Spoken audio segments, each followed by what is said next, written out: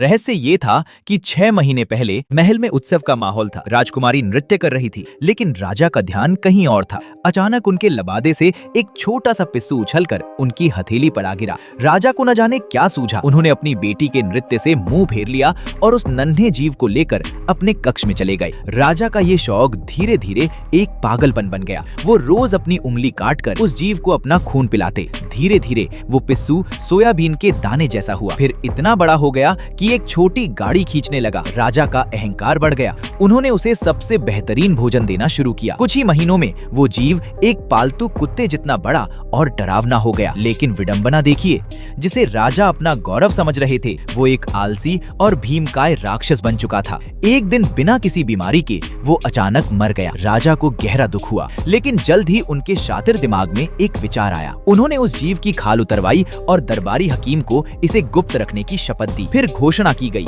जो इस खाल को पहचानेगा वही राजकुमारी का हाथ थामेगा। एक गलत चुनाव और राजकुमारी का पतन। जैसा कि हम जानते हैं, उस बदसूरत जंगली युवक ने अपनी तीक्ष्ण इंद्रियों से खाल को पहचान लिया। राजकुमारी के पैरों तले जमीन खिसक गई। वो उस आकर्षक राजकुमार के सपने देख रही थी, लेकिन अब उसके सामने एक डरावना और मैला कुचैला व्यक्ति खड़ा था। राजकुमारी रोते हुए महल की छत पर चढ़ गई। वो अपनी जान देना चाहती थी, लेकिन राजा ने उसे पकड़ लिया। राजा ने अपनी ममता से ऊपर अपने शब्द को रखा। उन्होंने कठोरता से कहा, एक शासक के रूप में मेरी जुबान ही कानून है। यदि मेरी बेटी ही नियमों का उल्लंघन करेगी तो प्रजा मुझ पर कैसे विश्वास करेगी? तुम्हें जाना ही होगा। विवश होकर राजकुमारी ने उस जंगली व्यक्ति का हाथ थामा।